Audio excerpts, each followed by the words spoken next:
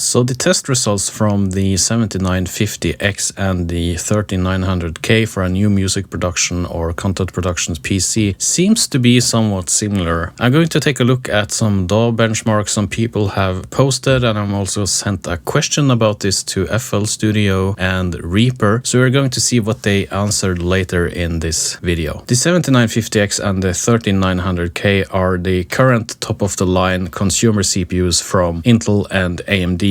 And the short answer here is that both are going to be a good basis for any music production content production PC build for probably 95% of you watching this video.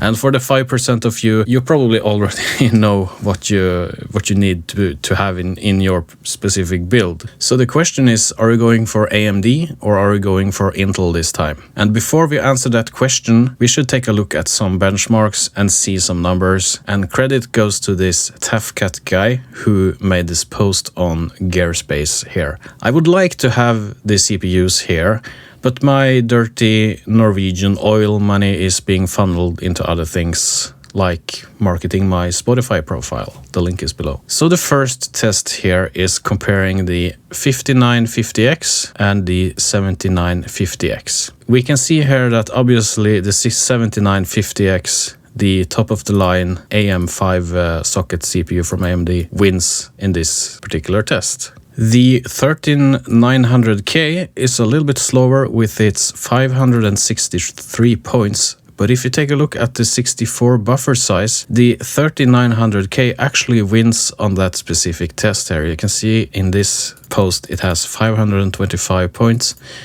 and here it has 471. And when we take a look at DAW Bench using Contact 6, the numbers are a little bit different, and we can also see that DDR5 memory is actually affecting the performance numbers quite a bit. So you can see here at 64 buffer size, the 7950X with DDR5 gets 2260 points, and the 3900K with DDR5 is getting the same result. And with 128 buffer size, the 7950X gets 3800 points, and the 13900K gets 4120. On 256, the 3900K wins as well, and also on 512 buffer size. So it seems like if you're using a lot of sampled instruments, if you're using Contact, the Intel platform could be a good choice as well. It seems like Intel could be a good choice if you're on a budget, and I'm also going to show you a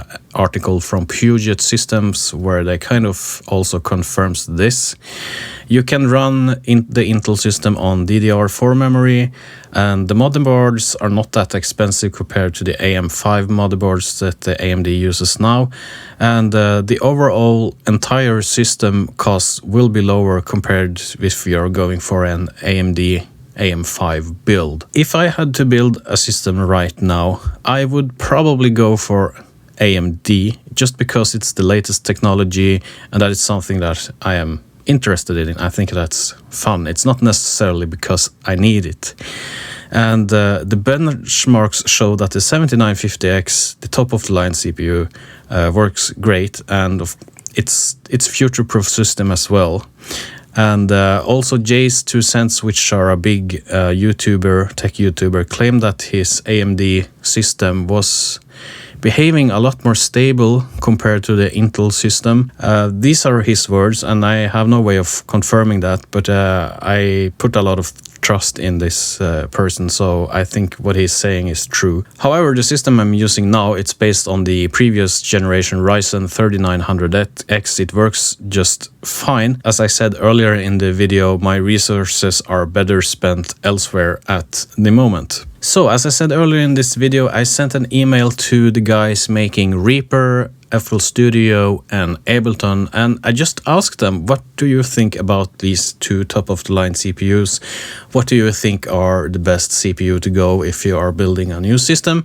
And we are going to take a look at the answer I got from ImageLine first. So they say, hi, your question is answered in our knowledge base. So this was more or less a copy-paste answer, but they have the question here: what computer should I get for music production? And if we take a look at the CPU, ImageLine is saying that the CPU is the primary factor in your ability to run FL Studio with large complex projects. FL Studio utilizes multi-core CPUs, but beyond a certain point, more it is not necessarily better. The logic of audio processing in the manual to learn why, and in light of this, the best value for performance is usually to be had a few levels down from the top models. And this is something we are going to see in the article from pugetsystems as well. They say, we don't normally recommend spending more than $600 on a CPU only for music productions. CPUs between $300 to $500 are usually in the sweet spot. And then they have some examples here. And then they also talk about the Apple products. Then they say here, choose your own, search for a CPU with the fastest single core performance you can afford.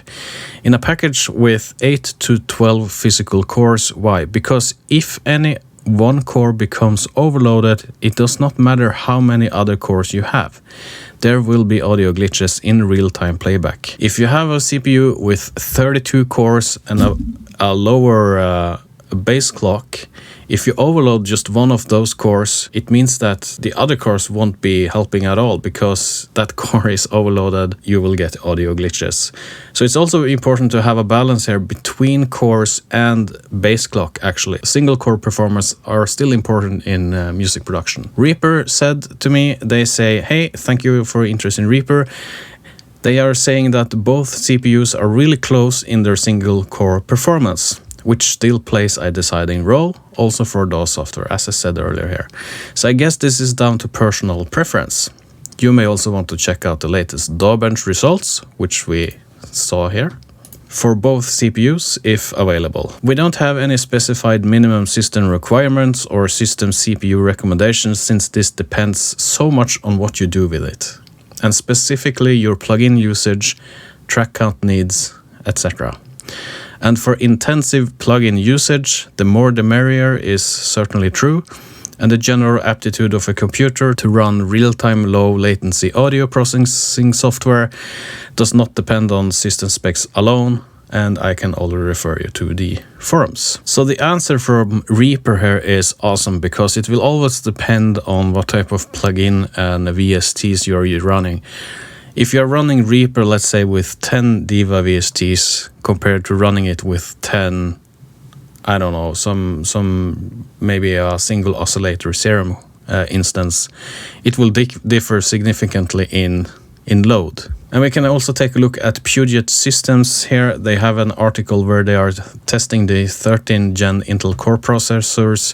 pugetsystems, they are a system builder who specializes in building systems for a lot of different applications. It can be rendering, content creation, a lot of things in that area. And they say that, once again, the gen over gen improvement is massive, with 13th gen coming in at around 25 to 29% faster than the 12th gen, depending on the specific CPU model. And interestingly, just like with CPU rendering, Intel holds a lead when comparing similar priced CPUs, with the 13600K, 700K and 900K beating the Ryzen 7677 and 7900K respectively.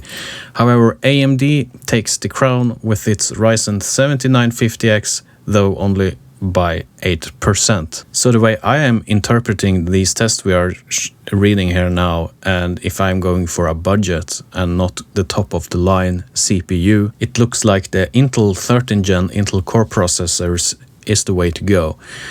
If you just want the top of the line, the max, and you don't care about the price at all, the 7950X should probably be the CPU you would go for. If I could, I would go for the 7950X. It would not be the best value, but it would just be, I don't know, perhaps bragging rights. Let me know what CPU or system you are going for in the comments below, and I will see you in the next one.